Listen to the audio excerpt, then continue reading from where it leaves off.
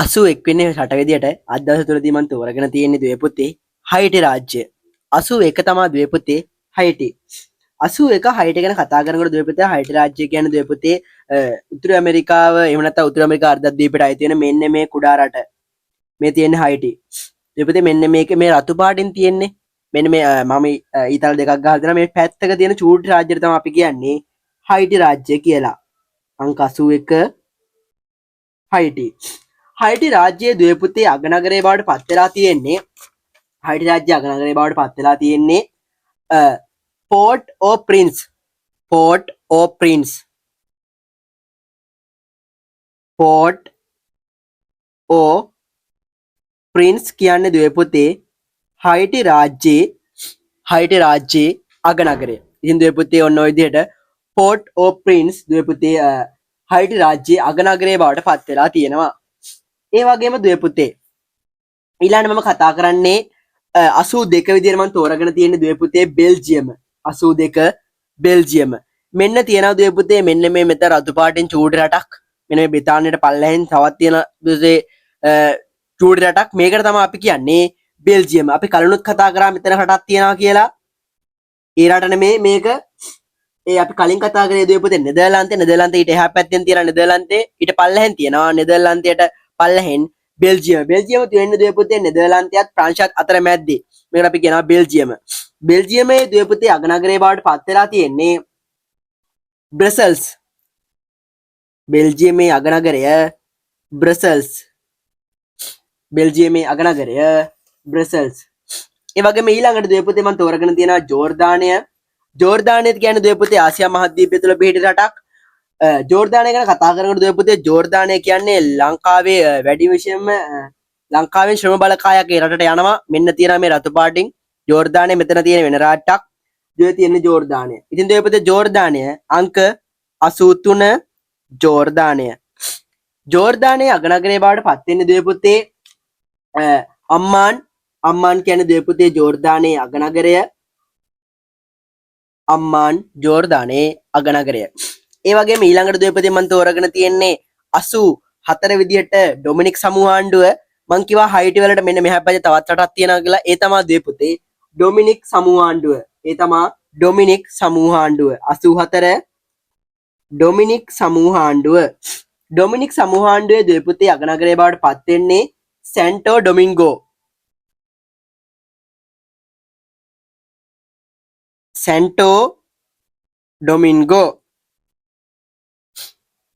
සැන්ටෝ ඩොමින්ගෝ කියන්නේ දුවේ පුතේ ඩොමිනික් සමූහාණ්ඩුවේ අගනගරය.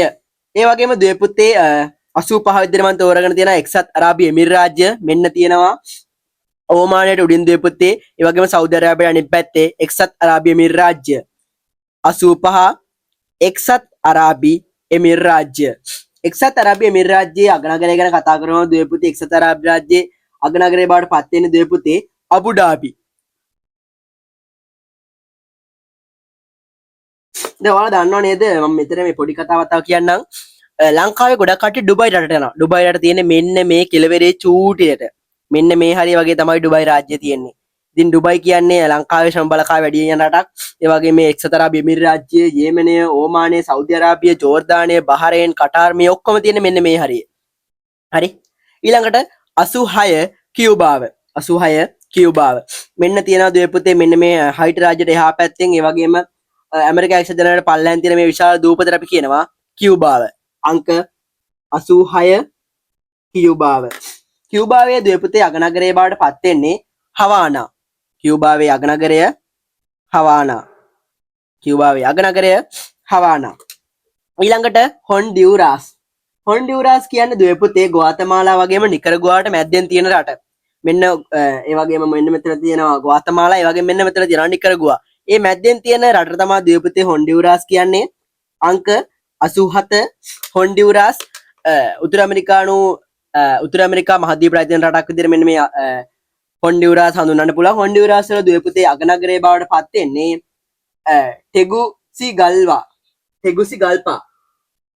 ටෙගුසිගල්පා දුවේ පුතේ මේ රාජ්‍යයේ අගනගරයේ බවට පත් වෙනවා.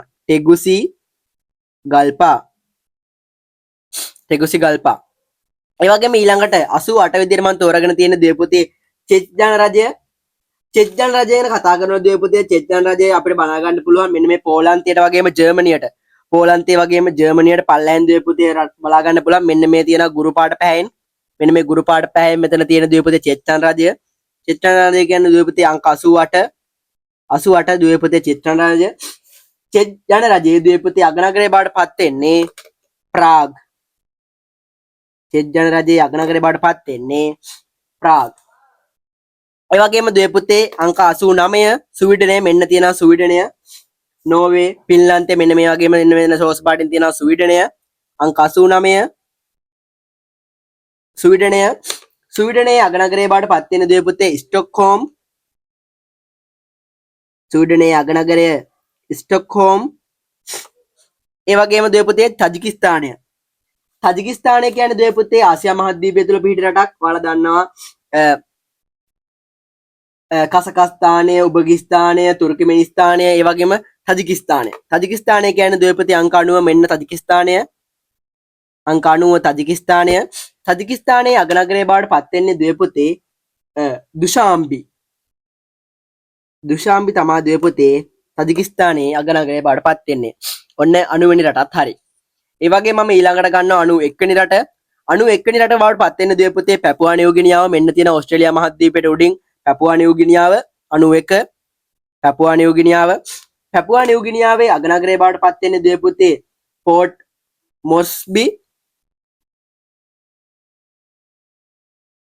පෝට් මොර්ස්බි මේ රටේ අගනගරය බවට පත් වෙනවා. එතකොට ද්වීපපුතේ මේ පෝට් මොස්බි ගැන කතා කරනකොට පෝට් මොස්බි ද්වීපපුතේ මේ රටේ මෙන්න මේ හරිය වගේ තියාගෙන අපිට බලා ගන්න පුළුවන්. ඒ වගේම ද්වීපපුතේ ඊළඟට 92 විදියට මම අරගෙන තියෙන ද්වීපපුතේ පෘතුගාලය. මෙන්න තියෙනවා පෘතුගාලය. පෘතුගාලයේ තියෙන ද්වීපපුතේ ස්පාඤ්ඤයට අනිත් පැත්තෙන් පෘතුගාලය තියෙනවා. මේ යුරෝපා මහද්වීපයේ අද රටක් විදියට පෘතුගාලය පෙන්වන්න දෙන්න පුළුවන්.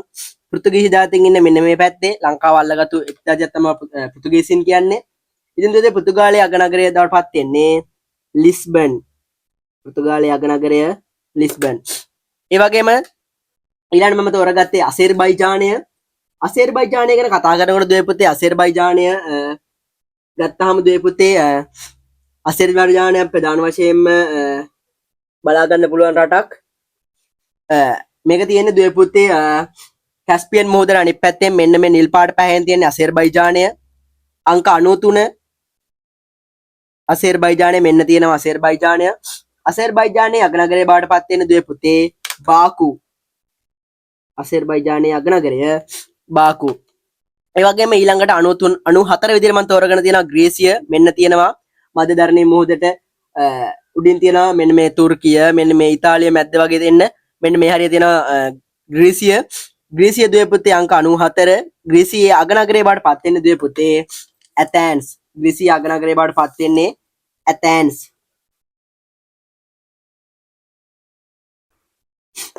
ඒ වගේම ඊළඟට 95 විදිහට මම තෝරගෙන තියෙන ද්වීපපුතේ හංගේරියාව. 95 විදිහට මම තෝරගෙන තියෙනවා ද්වීපපුතේ හංගේරියාව. හංගේරියාව ගැන කතා කරනකොට ද්වීපපුතේ හංගේරියාව කියන්නේ ප්‍රධාන පෙළේ රටක්. මොකද මේක තියෙන ද්වීපපුතේ යුරෝපා මහද්වීපය තුල යුරෝපා මහද්වීපයේදී අපි ලකුණු කරා ග්‍රීසිය. ඒ වගේම අපි ලකුණු කරා ද්වීපපුතේ මේ හංගේරියාව කියන්නේ ද්වීපපුතේ මෙන්න මේ කොළ පාට පැහැයෙන් එහෙම නැත්නම් චෙච්ජන රජයේ පල්ලෙහෙන් තියෙනවා මෙන්න මේ ඊට පල්ලෙහෙන් තියෙනවා ස්ලොවැක්ජන රජය. ඒ ස්ලොවැක්ජන රජයේ පල්ලෙහෙන් තියෙන ද්වීපපුතේ මෙන්න මේ අපි කතා කරන හංගේරියාව.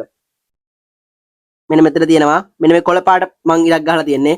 ඒකට තමයි ද්වීපපුතේ හංගේරියාව කියන්නේ 95 හංගේරියාව. 95 හංගේරියාව. හංගේරියාවේ අගනගරය බවට පත් වෙන ද්වීපපුතේ බුඩාපෙස්ට්. බුඩාපෙස්ට් හංගේරියාවේ අගනගරය බුඩාපෙස්ට්. ඊළඟට අපිට තියෙන්නේ අංක 96. අංක 96 විදිහට මම තෝරගෙන තියෙනවා ද්වීපපුතේ ටොගෝ. ටොගෝ කියන්නේ ද්වීපපුතේ අප්‍රිකානු මහද්වීපයේ අපිට හම් වෙන රටක්. මෙන්න තියෙනවා ටොගෝ. ඉතින් ටොගෝ කියන්නේ අංක 96. ටොගෝ රාජ්‍යයේ අගනගරය බවට පත් වෙන ද්වීපපුතේ ලෝමි. ටොගෝ රාජ්‍යයේ අගනගරය බවට පත් වෙන්නේ ලෝමි. ටොගෝ රාජ්‍යයේ අගනගරය ලෝමි ද්වීපපුතේ. එවැගේම ඊළඟට අපිට හම්බ වෙනවා දුවේ පුතේ ඊශ්‍රායලය. ඊශ්‍රායලය ගැන කතා කරපුවාම දුවේ පුතේ ඊශ්‍රායලය අංක 97ට මෙන්න මේ ජෝර්දානයට උඩින් තමයි දුවේ පුතේ ජෝර්දානයට උඩින් තමයි දුවේ පුතේ ඊශ්‍රායලය තියෙන්නේ අංක 97. ඊශ්‍රායලයේ අගනගරය බවට පත් වෙන්නේ දුවේ පුතේ ජෙරුසලම. ඊශ්‍රායලයේ අගනගරය බවට පත් වෙන්නේ ජෙරුසලම. ඒ වගේම අංක 98 විදිහට මම ගන්නවා දුවේ පුතේ ඕස්ට්‍රියාව. අංක 98 ඕස්ට්‍රියාව දුවේ පුතේ තියෙනවා මෙන්න මේ කියන චෙච්ජන් රජයට එහා පැත්තෙන්. ඒ කියන්නේ මෙන්න මේ අපි ඉස්සෙල්ලා කතා කරපු මෙතන තියෙනවා චෙච්ජන් රජය. චෙච්ජන් රජයට පල්ලෙහෙන් තියෙනවා දුවේ පුතේ මෙන්න මේ රතු පාට පැහැයෙන් ඕස්ට්‍රියාව දුවේ පුතේ අංක 98 මෙන්න තියෙනවා ඕස්ට්‍රියාව අංක 98 ඕස්ට්‍රියාවේ අගනගරය බවට පත් වෙන්නේ දුවේ පුතේ වියානා. ඕස්ට්‍රියාවේ අගනගරය දුවේ පුතේ වියානා.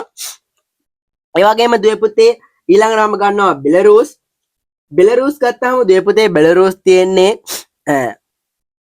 බෙලරුස් කියන්නේ එහෙම නැත්නම් බෙලරුසියාව. මෙන්න මෙතන තියෙනවා දුවේ පුතේ රුසියාවට එහා පැත්තේ මෙන්න මේ නිල් පාට ටිකක් ලොකුවට තියෙන එක තමයි දුවේ පුතේ බෙලරුස් කියන්නේ. අංක 99 බෙලරුස් වල දුවේ පුතේ අගනගරය බවට පත් වෙන්නේ මින්ස්ක්.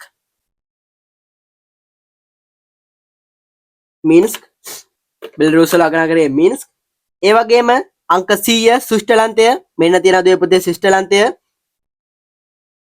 අංක 100 ස්විට්සර්ලන්තයේ අගනගරය බවට පත් වෙන්නේ දුවේ පුතේ බර්න්. ස්විට්සර්ලන්තයේ අගනගරය බවට පත් වෙන්නේ බර්න්. මෙතන තවත් ඔයාලට ඉරක් තියෙන නැති පේන නැති. ඔව් ඒක තියෙන්නේ දුවේ පුතේ 95ටම තමයි. 95 කියන්නේ හංගේරියාවටම ගහපු තවත් එකක්. හරි. ඔන්න ඔය විදිහට තමයි දුවේ පුතේ අද දවස් තුලදී අපිට කතා කරන්න පුළුවන් වෙන්නේ. මම සරලව නැවතත් ඔයාලට ඉක්මනට මතක් කරගෙන යන්නම් අන්තිමට අපි කතා කරේ මොනවද කියලා. 81 විදිහට මම ගත්තා දුවේ පුතේ හයිටි රාජ්‍ය අගනගරයේ පෝර්ට් ඔෆ් ප්‍රින්ස්. ඒ වගේම 82 විදිහට මම ගත්තා දුවේ පුතේ බෙල්ජියමේ අගනගරයේ බ්‍රසෙල්ස්. ඒ වගේම 83 විදිහට මම ගත්තා දුවේ පුතේ ජෝර්දානයේ අගනගරයේ අම්මාන්. ඒ වගේම මම 84 විදිහට ගත්තා දුවේ පුතේ ඩොමිනික් සමූහාණ්ඩුවේ අගනගරයේ සැන්ටෝ ඩොමින්ගෝ.